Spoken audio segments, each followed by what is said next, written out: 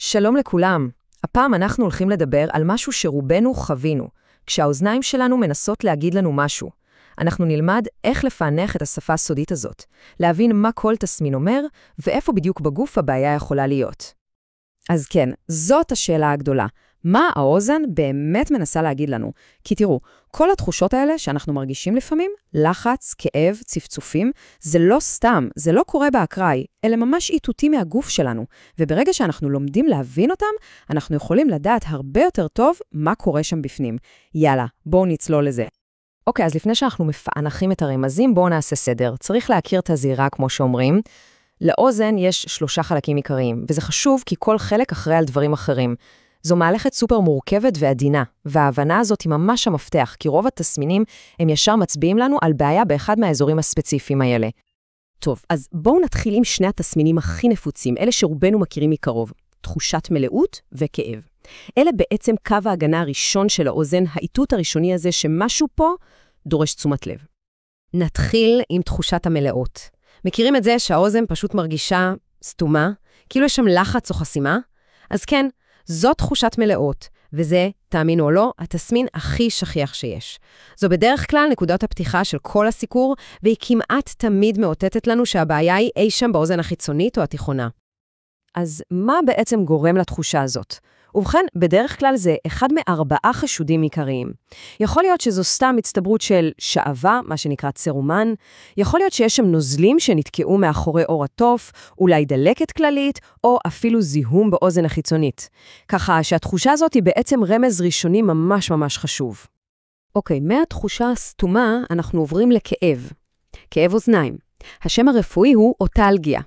עכשיו, בניגוד לתחושת מלאות שיכולה להיות מציקה אבל נסבלת, כאב זה כבר איתות הרבה יותר חזק, הרבה יותר ברור. זה ממש הסימן הקלאסי לדלקת אקוטית. זאת אומרת, משהו פתאומי וחריף שקורה, ובדרך כלל זה קורה באוזן התיכונה.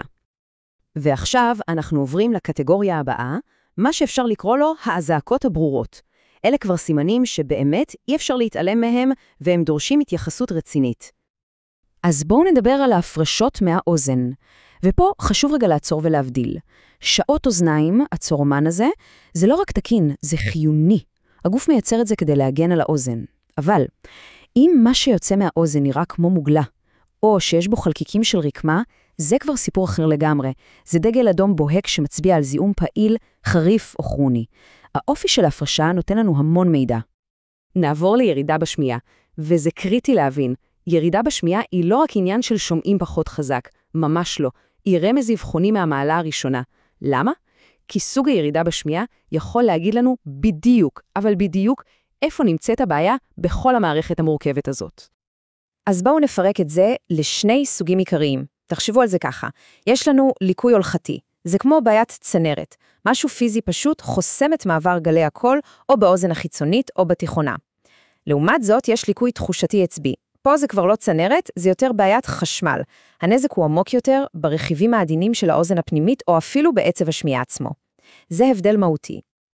טוב, עכשיו אנחנו מגיעים לתסמינים אולי הכי מבלבלים, אלה שמרגישים בתוך הראש, טינטון וורטיגו. שניהם קשורים ישירות למבנים הכי עדינים של האוזן הפנימית. אז מה זה טינטון?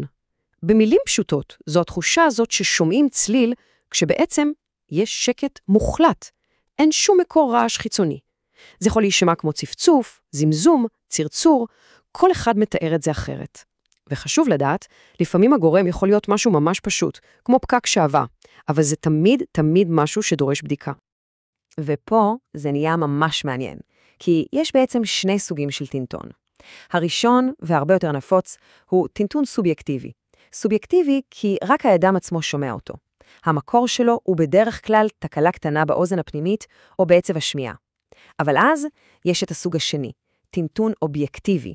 זה סופר נדיר, אבל פה הצליל הוא אמיתי, הוא נוצר פיזית מכלי דם או התכווצויות שרירים, ולפעמים, וזה החלק המדהים, אפילו רופא יכול להצמיד סטטוסקופ ולשמוע אותו.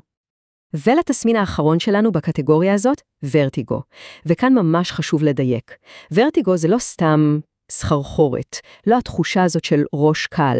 ורטיגו זו חוויה מאוד ספציפית ועוצמתית של תנועה סיבובית. זו התחושה שהעולם מסתובב סביבנו, או שאנחנו מסתובבים במקום. תחושת ספינינג של ממש. אז למה התחושה הזו כל כך ספציפית? כי היא רמז חזק מאוד, כמעט חד משמעי, שהסיפור פה קשור למערכת הווסטיבולרית. זה בעצם מרכז שיווי המשקל של הגוף כולו, והוא נמצא, ניחשתם נכון, עמוק בתוך האוזן הפנימית. אם יש תחושת סיבוב, זה אומר שמשהו שם יצא מאיזון.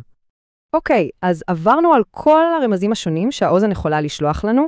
עכשיו בואו נחבר את כל הנקודות, ונראה איך התמונה הגדולה מתחילה להתבהר.